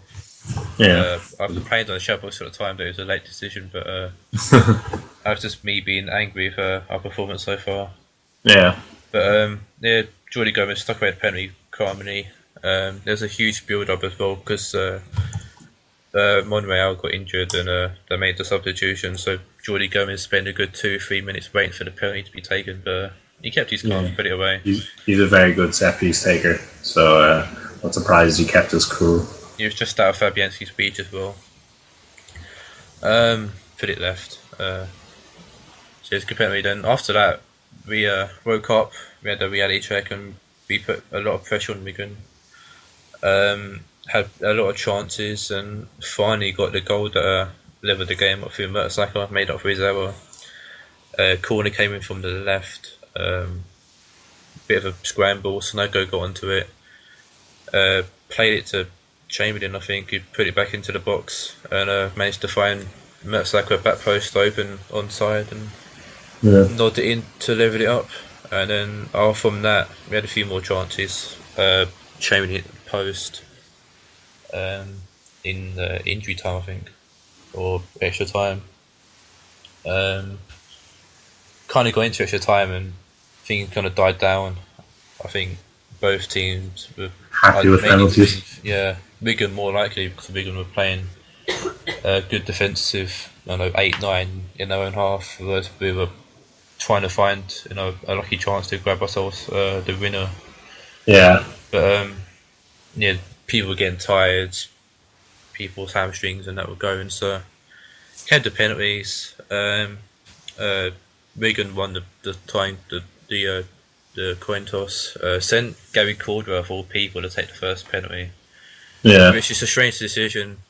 I think his penalties not quite a lot of the time though. Just whoever feels confident taking it. I think when it gets down to it, you could have a list, but if the player's not really feeling it, then you probably shouldn't send them up. So maybe Gary Caldwell just kind of, is he captain of Wigan or? I don't know, but he's one of their. He's a legend of the game. I know that. Yeah, so he maybe just felt it in himself. He should kind of take charge. So you see centre backs took penalties away quite confidently at other times. So, but Fabianski did have a little dance off his line. For if not that one, there was. I think it was that one. Yeah, there was definitely a second. Jump forward and dive. Yeah. Yeah, but Fabianski saved the first penalty of Caldwell. I think I can't remember who took our first penalty, but they stuck it away well. Second penalty was saved as well. Fabianski didn't jump forward, didn't jump right. And, he came off his line before the kick was taken, but referee let it go. Second penalty was then scored by us. Then they scored, we scored, they scored, we scored, and then that was it. And that was it. I think it was Santi scoring the winning penalty for us. I'm glad that our penalties were scored. I know Druid scored one and Kallström got one as well. Arteta probably scored one, did he? Yeah, Arteta scored the second penalty. I remember that. Yeah. We're for penalties, so we'll see how the final goes. I mean, if we play like that again, I will probably win the FA Cup. So need to step up a game. Focus on the FA Cup really after the league's set and done, and hopefully we can shut everyone up if you haven't won a trophy in 9 years. Crap. Yeah, Hull won't be easy though. Hull are pretty solid defensively. Steve Bruce a lot of the time goes for kind of 5 at the back. So they're very tough to get through. And then saying that, Sheffield United scored 3 passing, but of course Hull managed to score 5. Sounded like a really exciting game. I didn't get to see any of it. I've got the match report here, so I'll just cover that. Baxter scored in the 19th minute to make it 1-0. For Sheffield United, Sheffield United, yeah. And then he made a tribute to Hillsborough, which was a really classy act for him. Respect to him for that. And then Hull had a good chance in the 32nd minute from Sagbo. I know it was Harrison actually. Harrison had a long shot which Howard saved. And then Hull scored or equalised in the 42nd minute through Sagbo. Livermore crossed it into Sagbo, who put it in the net. It was a lovely 1-2 from Handy and Livermore, according to the Daily Mail. Yeah. And then straight away, Sheffield United go back in front on the 43rd minute. Sagbo scored in the 42nd. Screwgoal, I'll probably ruin that name, tapped it home after a cross to make it 2-1. That's at half time. Second half, the start of second half, Hull made a double substitution. So Matty Fright and Aluko came on for Figueroa and Boyd. And the 48th minute, Matty Fright makes his impact by making it 2-2. His second touch of the game scores a goal. Then Hull went 3-2 ahead with a goal through Hoddesdon. He dribbled through the defence and put it away. Taking a claim for England. Yeah.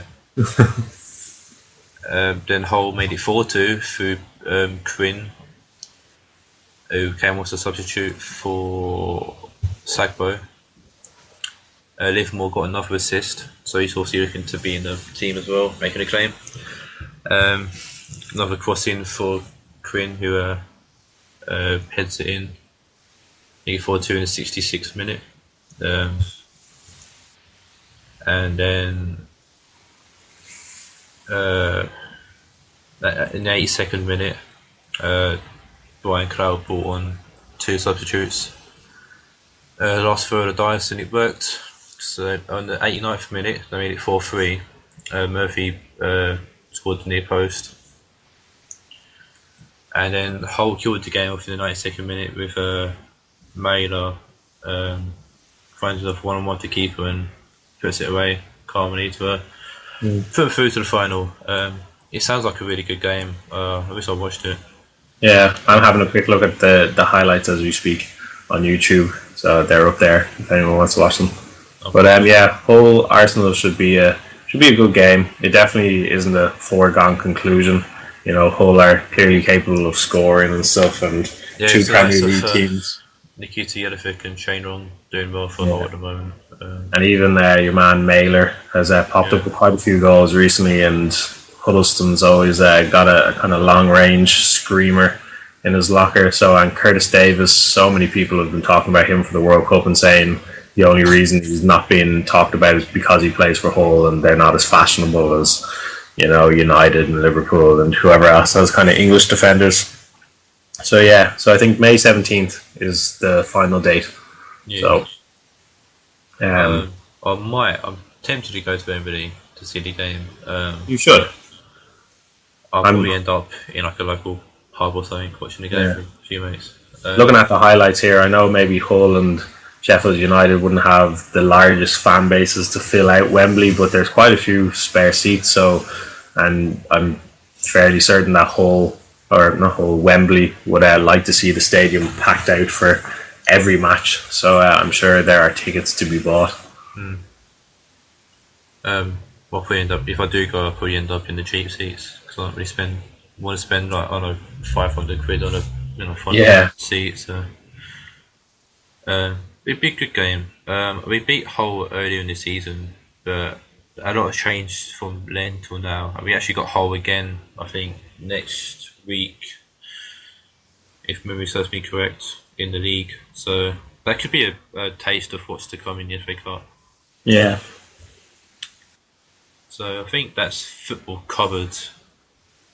Um, Except for all them other leagues we don't talk about. We have a quick mention of La Liga because that's still interesting at the moment. Barcelona lost at the weekend to a team whose name I can't. Granada. That was the one they lost 1-0. I watched quite a lot of the match, and they dominated. But the commentator said afterwards that they could have played for another 90 minutes and they still wouldn't have scored.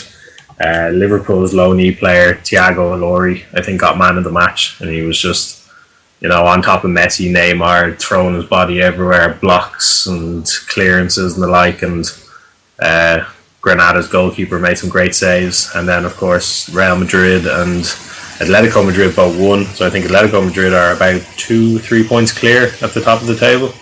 So they might be about to upset the balance of the La Liga duopoly.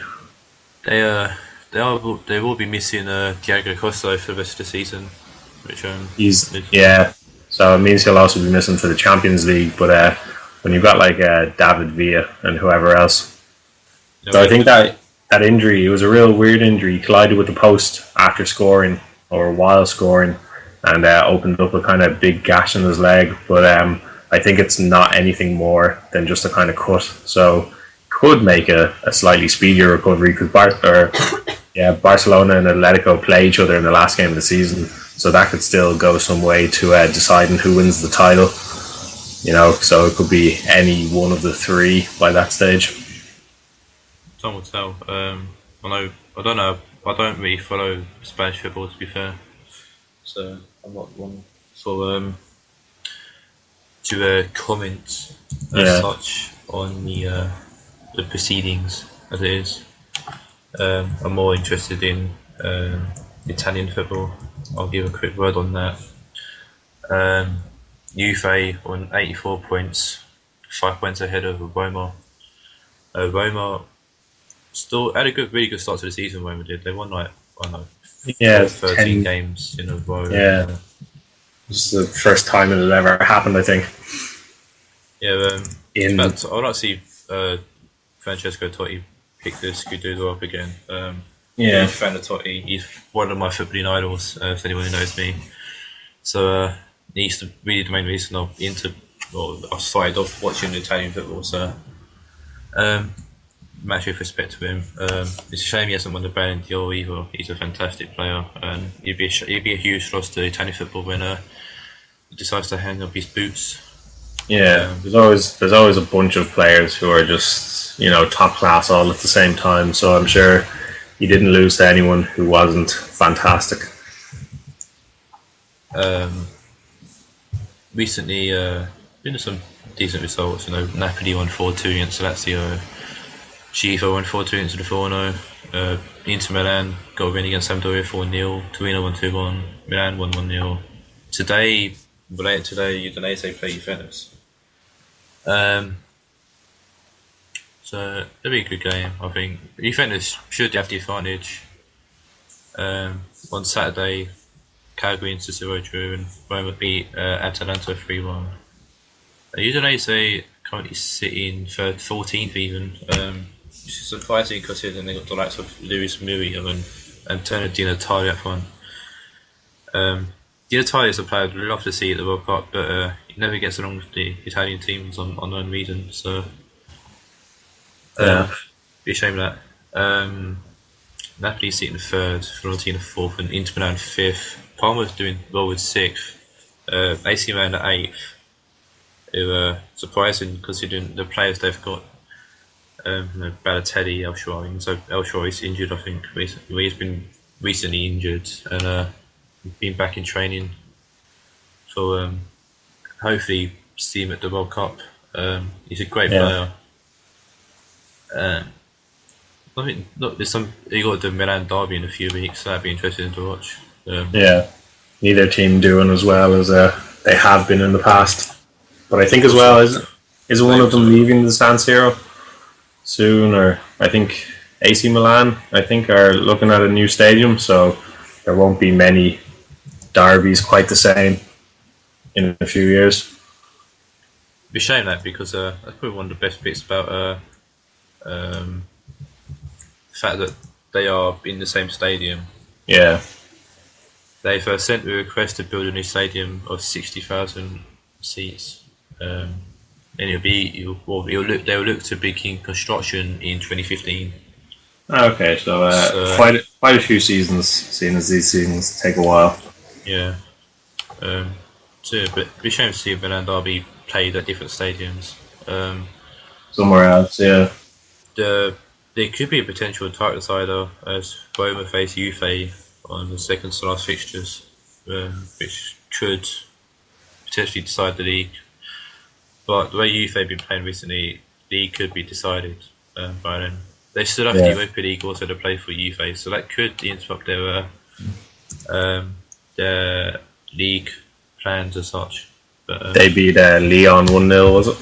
Yeah, I don't keep up to date with the Europa League actually. I think I saw like on the scrolling bar of Sky Sports that they mentioned it. So yeah, I think they take a 1-0 lead back to their home stadium, so that should give them a pretty big advantage to get through to the next round.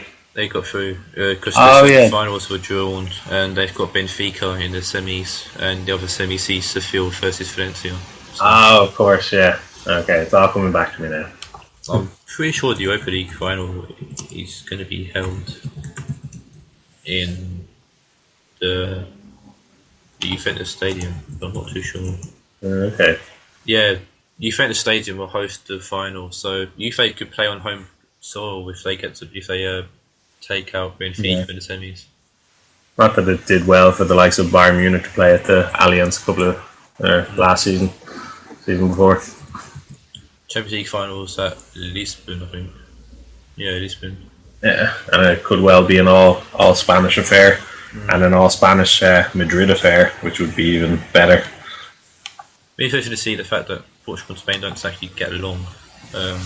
Spanish final in Portugal. I'm sure there won't be many happy people. That's for sure. Yeah, the influx of fans going over. Right, so that is football ended now. And we'll move on now to films and TV with Steve. Obviously, the big news being Game of Thrones is back. Yeah, Game of Thrones. This is there's a lot of big ones these days, but this one probably particularly because the size of the cast is just massive, and the locations and the production quality and all that kind of stuff. So this is a really big one. So yeah, so this is season 4, which is still book 3 effectively of the book series, but book 3 was split into part 1 and 2, so we largely got the stuff from part 1, but they've kind of changed things around. But so it's mainly book 2, so there's a lot of stuff going to happen in this season. The first episode was like even the slightest taste of things to come, so we got reacquainted with all the characters. So we saw Tyrion is still struggling to be married to someone in the book who's 14, but I think in the series you can't have them that young, so she's probably 17 or 18, who hates him and his whole family, and he also has a mistress who isn't very happy of being kept on the sidelines. And then we have everyone's favourite duo, the Hound and Arya, and the Hound and his chicken. So anyone who saw that, I think it's become the most popular internet meme of the moment. Him with his KFC buckets or whatever else, threatening to eat everyone's chicken. But then he also stabbed a guy in the face with his own dagger about 3 times. So there was that too. It was pretty gruesome. So yeah, really good opening.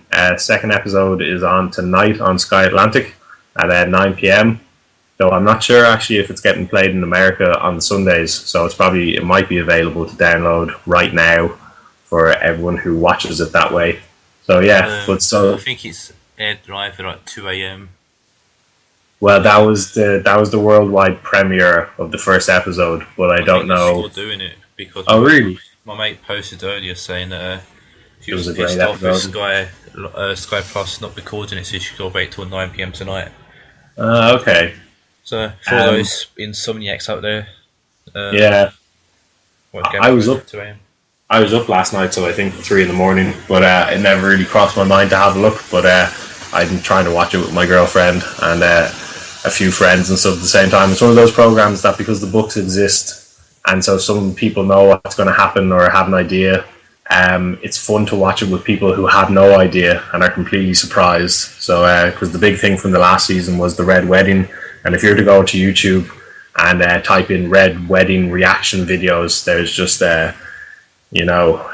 tens and tens of videos of people just being completely gobsmacked. And I think there's one of a woman who hurls her TV remote at the TV screen while it happens, breaking it in the process. After this podcast. She is so distraught by what's happening on the screen in front of her. But the rest of us who read the books were kind of knowingly laughing and smiling to ourselves, going, they won't be able to handle this, because we all had our own moments reading the book, just going, what did I just read? What happened there? And then, putting the book down for a minute and going, it didn't happen if I don't read it again. We'll go back to when times were happier and nicer. There's even a Red Wedding reactions compilation video out. So yeah, but I think they showed the compilation to the guy who wrote the books, just to show him what it did. But it was funny, because they're the show's creators, David Benioff and DB Weiss. They showed the episode in like a private screening to the guy's name is George R.R. Martin, so he's the writers of the A Song of Ice and Fire series, and they showed it to him, and apparently he said that they managed to make it even worse than what he did. There's a few extra deaths in the TV series that weren't included in the book, so they did that for practical purposes and stuff. So so that happened. Game of Thrones, very exciting. If you haven't started watching it, you've got 3 seasons to catch up on if you've never watched them, and we're into the 4th now, so you'd have quite a bit of viewing, but no reason why you can't all just watch it and talk about it. There's the thread is like one of the few active, I think, TV threads at the moment, so I know there's a few of you watching it, so definitely leave your opinions on episodes, and if you haven't read the books, have a little guess of what's going to happen or who's going to die next. I'm sure you could put some bets on it. For those who don't know. Actual betting from Sky or William Hill thing on actual who's to die next. In which episode? I know with the books, Sure, I'd be good. I'd be able to do that because I've never read the books. Never watched the TV program. We've also, I think, probably haven't mentioned it since, because it's been a while, 3 weeks since the last podcast, but The Walking Dead has ended. So it ended on of course, a bit of a cliffhanger. But at least all the people from the series were reunited, except they happen to be reunited in a locked train carriage where they're being kept by a psycho group of people. So the general guess is that the people they are being trapped by are cannibals. I think is the prevailing theory at the moment, because in the actual graphic novels themselves, there are groups of cannibals that Rick and all encounter at some point. So they might not be the exact same, but they might be a couple of groups kind of amalgamated together. So they could well be next up on the menu if they're not careful. But they're all together, and Rick's crazy. He's gone mad. Someone tried to abuse his son, and he went all psycho killer on him. And he bit a chunk out of his neck is what happened. Yeah. So he went full zombie, and bit someone to death. So he will do anything to protect Carl and Judith, presumably. But also not locked up, actually, are Carol and Judith and Tyrese. So interesting to see what happens. But it's going to be a while for the next season. But we'll probably get one before the end of the year. So maybe looking towards kind of October, November. There'll hopefully be a new season. So that'll be good. And that's TV. No, well, actually, TV. I'm also watching House of Cards, and I'm really enjoying it. Kevin Spacey as a kind of a sneaky politician, though I'm pretty sure the program makes out that they're all sneaky. So everyone says anything if it's in their own interest. But that's really good. There's 2 seasons up on Netflix at the moment. It's like a Netflix original series, but it's based on a British series from a while ago. I think maybe the 80s or something like that. So so that's well worth a watch. Kevin Spacey's very good, and there's a couple of other recognisable. There's Kate Mara, who looks like she's going to be taking the Invisible Woman role in the new Fantastic Four films. So yes, they are rebooting those, as is the Hollywood way at the moment, is to take films that weren't that great, but that came out, and then try and do them better, much better. Because Fantastic Four, dollar. Yeah, well, Fantastic Four, I was never that impressive one, bar maybe Jessica Alba, and that slightly nude scene. That wasn't really at all. So yeah, that was about all they had going for them. But so yeah, this will be part of Marvel's ongoing. Let's make all the comic book films we can, and they might actually apparently tie it in with the X-Men at some point. So if that appeals to everyone, Fantastic Four, X-Men crossover, that could happen in a few years apparently. Nice. What about films? Anything out in the cinema? Films. Spider-Man is officially out on Friday. I think I'm going to end up seeing it on Wednesday though. They do preview screenings. So this is the return of Andrew Garfield and Emma Stone, and then we're going to have Jamie Foxx as Electro. Emma Stone, yeah. Gwen Stacy. No sign of what's her name? Mary. Is it Mary? Mary Jane. Mary Jane, yeah. I think a lot of people, because of the other Spider-Man films, would presume that she is just Peter Parker's love of his life. But apparently in the comics, Gwen Stacy is the first one who appears. But at some stage in the comics, I think Gwen Stacy actually dies, and then Mary Jane comes along. Or Mary Jane's kind of there, but she's not a love interest. She's just his next door neighbour up until a certain point. But next door. Yeah, there is a Mary Jane character, and she had scenes filmed for the second film, but they actually cut them all, and they're going to save them for the third film. So I don't know if that means any potential demise for Emma Stone. That would make everyone very sad. Or would Marvel be brave enough to kill her off? But yeah, so we'll see what happens. Yeah, so we've got Electro. We've also got the return of the Green Goblin. Is going to be in this new one. So if anyone remembers, Willem Dafoe and James Franco were on Goblin duties for the other Spider-Men. But now we have the kid from Chronicles. I can't remember. His name's James Dehan or something like that. But yeah, so look out for him. He's going to be in quite a few things. But films I actually saw, so that's a film that's coming out. I did see Captain America. I don't think I talked about that. And that was great. It was really good. I hated the first Captain America. It was the least of all the Marvel films, you know, in terms of Iron Man and Thor and the Avengers. And then all of a sudden the second one came out. And I kind of only saw it by chance. We were going to go see something else, and it wasn't on until later. So we thought, okay, we'll just go see Captain America. And it was very good. It's probably up there for me with the Avengers, which would be my favourite of all of them. You know, it maybe even surpassed the Iron Man films, which for me was quite big because at least Iron Man number 1 and 3 were quite good. But yeah, Captain America, it's got good fighting, it's got good dialogue, it's kind of just a really fun action film. He's actually quite an interesting character all of a sudden, even though he's kind of, I think everyone just thought he was kind of boring, like, oh, he's from the 1940s, but he's trapped in, 2014, how can he cope? But yeah, it's just really good. And it also, the film has implications for the kind of wider Marvel universe. So if you're thinking of missing it, but you're still interested in the Avengers and Thor and Hulk and all the rest of them, this one actually has quite a lot of stuff because you get to see more of Samuel L. Jackson's character. And more kind of S.H.I.E.L.D. stuff and more Scarlett Johansson in 3D. So go see that. I don't know why you'd argue against that. And for the ladies who like Chris Evans, actually there's no ladies who listen to this, I don't think, unless someone listens with their girlfriend, wife, or whichever. But yeah, Chris Evans, he's mostly people like him. So there you go.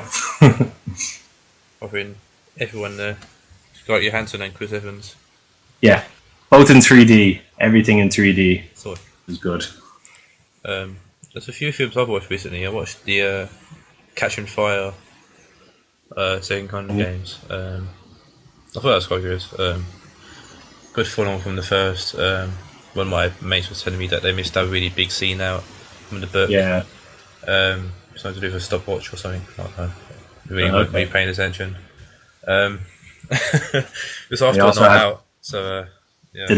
The late Philip Seymour Hoffman, as his name was Plutarch Heavensby, but that was one of the last films I think he made before he died. Yeah, I'll be looking to catch both parts of Mockingjay when they come out. in the future. Yeah, they like this whole thing, don't they, of splitting the last like book of a series into 2 films. Ever since Harry Potter led the way. Harry Potter done it, then Twilight done it, and now Hunger Games doing it. Yeah. What else have you watched? I also watched Homefront, which was Jason Statham's one of his new films. Bit of it wasn't too bad. It wasn't good. It wasn't bad. There was no real story to it. Just Jason Statham is an action guy who kills people. Yeah, he was a cop. He was like an undercover cop who. I was just the one with James Franco in a very non-James Franco role. He was a cop. Some kid got shot or something like that. He moved to some redneck town. His daughter had a problem with some son, and that caused somehow the daughter's parents' brother, who's James Franco, to basically put out a hit on Jason Statham, and that's how the story basically evolved. And in the end, James Statham goes all hardcore and then beats the shit out of like 20 guys, and as is his way. Yeah, and he let James Franco leave in the end. Spoiler alert, sorry. I think you saved some people. Yeah, to be fair, I wouldn't have been an hour and a half. Yeah. James Franco survives in the end because he looks at his daughter and his daughter's like, "Oh, Dad, you should stop fighting." And he's like, "Fine, I will." And yeah, that ends really. I did actually. Oh, man. I was gonna say, yeah, was happy, but I wouldn't recommend going out to buy it, or watch it on Sky if you're a Jason Statham fan, because he has his typical good fight scenes in it, but apart from that, I wouldn't recommend it. Yeah, I did actually. The most recent film I saw was Noah. Oh, excuse me. Biblical epic of starring Russell Crowe. Also a bit of Emma Watson. I won't keep pointing out all the women there in films, but it sometimes helps. But this is a Bible film, so don't expect anything of anything. So saying that, actually, she does have sex in the film. So they managed to fit it in at some point because she loves. She's not Noah's daughter. She's she'd be like an adopted daughter that he takes in after they find her amidst a load of dead people, but she's the one survivor, so they take her in, and then she grows up and she falls in love with Noah's oldest son, and so she has his babies. So yeah, but it was kind of the worst thing I could say about the film is just that it was kind of forgettable. It was fine, but it's not something that's going to stick in the memory, and I think that's even worse. If it was a really poor film, it would probably still stand out, and you go, "Oh, they had all these shocking bits," but this one was just it was just a bit flat. You also didn't see lots of the flood. I know they maybe want to save on more like Halo flood or Bible, just a watery flood. But yeah, you just didn't seem to see that much of it. It happened, and you could hear lots of screams outside while it showed them inside the ark. But it was just kind of forgettable. I won't remember it by the end of the year. It'll just be, oh yeah, I saw a film about Noah. But so can't recommend it that much. But if you're interested in it, it could be worth a one-off viewing. But yeah, you won't have much probably opinion on it afterwards. Though if you go into IMDb, you can read all the threads of all the atheists and the Christians just going at it. There's zero talk about the film. There's zero talk about the film near enough. It's just back and forth. It's funny actually though, because the way you're saying your friend said that Catching Fire missed out a bit from the book. This is people going, "Oh my god, I can't believe the director didn't follow the Bible, word for word and stuff." So it's funny to hear them talking about it almost like it's a fictional book that the director didn't include all their favorite bits. Or he added in bits that weren't in the Bible. As an atheist, it's all made up. Well, yeah. The Bible made up. I'd imagine there was. Yeah, I'd imagine there was some monumental flood at some point, because in a lot of histories, but you find floods in every religion, I think. Yeah. So there's the Noah flood, then the Quran, has a flood. There's probably and there's all these just historical ones going back to like prehistory and stuff. There's accounts of massive floods, so you can see how these things kind of get exaggerated and then changed into other things. That's what happened. Basically, one flood happened at one point somewhere, and every religion has really made it exaggerate, so it somehow affects. And it kind of, if you're a person back in those days and you don't know a lot about the world, and your whole world is basically the village you live in, if that village gets destroyed, then you survive, you probably write it down as, oh, a flood wiped out the whole world. Yeah. So but no, that's not. They weren't aware of how big the world was, so it probably wasn't a massive flood by today's knowing. Maybe something that took out like where do you live? What's the name of that? Cheshunt. Yeah, a flood that took out Cheshunt, and then implying that it wiped out the known world. Maybe that kind of equivalent. To be fair, a flood will actually help Cheshunt out because it's a shithole. Have the cleanest town in the world. We don't even have a Nando's here, or a cinema, or anything. You have to have a Nando's. I live in Nando's. I've got about 4 that I can think of within like a 20-minute drive. I have a cinema in a 20-minute drive, and a Nando's in a 20-minute drive, but nothing actually in Cheshunt. We have our Domino's and Pizza Hut. That's what we have here. Make sure we never promote our podcast on like a travel advisory website. We're not to Cheshunt. Yeah, come to Dublin though. We've got loads of Nando's. I want to go to Dublin. I've always go to Dublin for ages, but no, I actually have people that live there that I can actually visit instead of just me going there randomly. Exactly. Nando's and cinemas, we have it all. We're a pillar of the developed world. Rambling again, so we'll move on to anything that's left over. Anything? Games. I've done a few more reviews. I reviewed Dark Souls. That's up there, and Dan reviewed the game whose name it was because it was a director's cut. I think it's called Strike Suit Zero, and it's the first of the ID at Xbox. So this is Xbox bringing back basically arcade games, but they're trying to make it easier, I think, for smaller developers to get onto the Xbox One, because it used to be a bit of an effort to get onto the 360. You had to meet all certain criteria, and you could only have 400. Well, it used to be 200 gamer score, now 400. Now I think it's up to 1,000. Some people I think gamer score has been a bit diluted now. It doesn't mean what it was, seeing as they try to give you achievements for like watching Netflix and stuff. I know there's no gamer points, but it could go that way. Watch one whole series on Netflix, 10 achievement points, and gamer score. But and Dan also at the bottom of his reviews included a video. See, okay, we want feedback, I guess. There's only me and Dan that do reviews. Marcus pitches in with a few as well, but we've just we want to make them a bit more readable and kind of more in line with what you'd see on other sites. So instead of just a big spiel of text, kind of cut up by a few pictures. So Dan's added a video to the end of his review, which is nice to see, and I think it's actually him playing the game. He streamed these. And he recorded it. So that's a really good touch to have in. I threw some captions in on my pictures in my Dark Souls review, and they're very witty. Ha ha ha. So give them. I can vouch for that. They are very witty.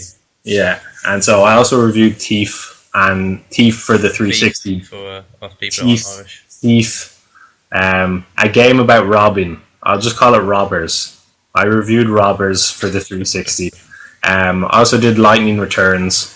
So any Final Fantasy nerds who have managed to stuck with the 13 series through 1, 2, and 3 can give that a read, and we'll keep the reviews steadily coming out. I'm going to have a Lego Hobbit to review, and I think Dan is getting Kinect Sports Rivals, and I know people are there was a thread about whose reviews do you read and stuff like that. So and I know someone asked specifically about Kinect Sports, because there hasn't been a game that's just fully utilized Kinect. I think Kinect at the moment is just a glorified voice activation thing. Yeah, exactly. It's an Xbox on, Xbox off kind of use. with minor stuff like I've used it in Dead Rising to shake my controller and a few other bits. But so first dedicated. There was one called The Fighter Within, I think, but that was apparently just absolute muck. So we'll forget that happened. So yeah, Rare are bringing Kinect Sports Rivals 2 or whichever back. So yeah, so look out for those reviews. I'm actually looking forward to Kinect Sports Rivals. Yeah. Enough people get it. Easily could see a competition on AG. Yeah. Like 6 events, I think. There's like rock climbing, football, tennis, shooting, like jet skiing and something else. Bowling, that's it. Everyone just making daft fools of themselves, jumping up and down. I'll do that on a daily basis. Doing it for a game makes a difference. Even better is to have a few drinks just before you do it, or while you're doing it. Drinking, it's easy to turn that into a drinking game, right? If you get a strike, then you drink. Yeah, and then also stream it on Twitch so we can all watch and laugh. Yeah, perfect. I just to say, I've been playing Dark Souls. I don't know if anyone on the site is playing it, but I felt like I should share some tips because it took me. If you read my review, you'll see in the last paragraph I mentioned how it took a kind of while to get to grips with it. But the game is sneaky. The game is very sneaky. There's a lot of things that would make you don't realize on your playthrough. Like I had to talk to some people to get tips. So if anyone's playing it at the moment, just a couple of little things.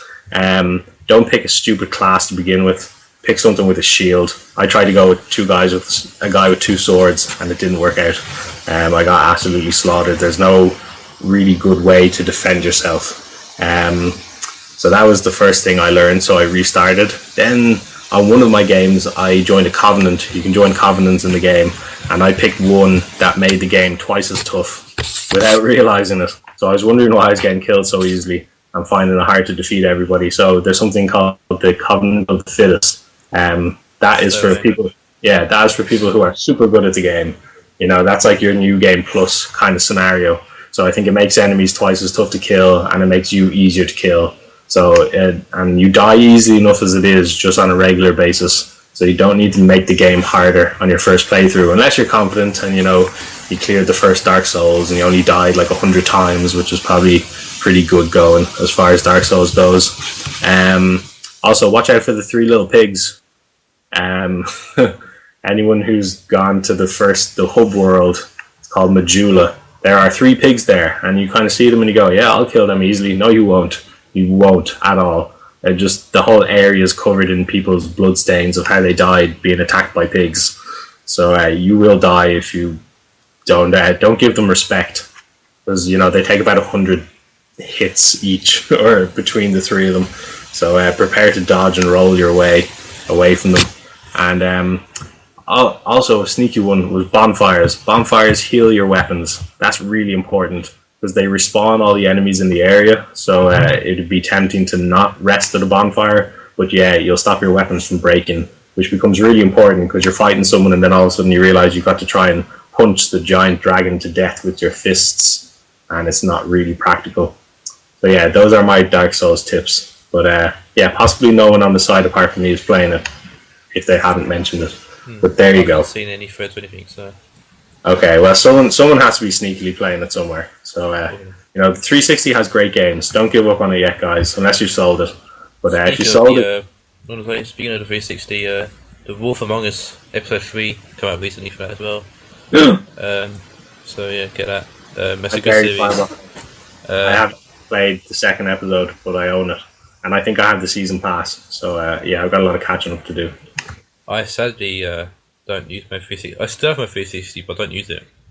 It's great, I think. I've seen people playing it online, and I wish I could play it. Yeah. But episode 3 looks quite good. Yeah. I think everyone should really stick with the 360. I think if you just focus on the Xbox One, you're missing out on a lot of stuff. Like there's been Castlevania and Dark Souls recently for the 360, Final Fantasy, and there's still quite a lot of games, that were already in development before the Xbox One came out. There's no real plan to bring the game out for the Xbox One. So there's still quite a lot of games. You're getting all your free games as well with the Games with Gold thing, and they're constantly doing sales and they're dropping the prices. Hitman Absolution is the most recent game with gold, and that's a proper like good game that was €60 on release. So not just, I know they brought out some arcade games and stuff that wouldn't have gone noticed really when they came out, but Hitman is a big one. So, and it's also quite recent. I know they brought out Halo, but some of those games were 2 to 3 years old or more. But yeah, so Hitman, I was fairly impressed when I saw that. Unfortunately, I already own it. I bought it at the time, so no freebie for me. But still, it's there for whoever wants it if it's still available for download. So yeah, and with that, I think that is the episode finished. This has been a mammoth episode. It was all FIFA stuff. I'm hoping people have survived to the end, and if you have, give yourself a pat on the back. And 2 hours and 5 minutes. I've got Magoo waiting somewhere in he's the wings. On the shout box. Steve, where are you? He asked me if you're free, and I said we're almost done recording. So he said, ready when you are. So okay, and that was probably more than 20 minutes ago. Possibly. That was like 5 minutes ago. Okay, that's not so bad. I will be pressing my Xbox guide button thingy as we speak. Oh, it's not plugged in. Oh no. No. Also, quickly, Schmelz has been sold for 25 million. That was fast. Deal that's been made for 25 million, but there's still a chance for someone to bid now. If it hasn't been confirmed. At 3:03. By the time it comes out, it'll probably be on Monday the 14th, just in case it's like Wednesday when you listen to this. Yeah, but yeah. That kind of shows how long this episode's been. If there's been deals made in the space of time that we've been chatting. It's also, we started this before 1 o'clock. Yeah. Or at 1 o'clock, around just 1. after 1 o'clock, so. Yeah. So this episode 13 done. Again, congrats if you made it this far. Thank you for listening. Thank you for the 2 hours. That was appreciated. We'll see you in 2 to 3 weeks, depending on how things turn out. Yep. And yeah, take care. Adios. Good. See you guys.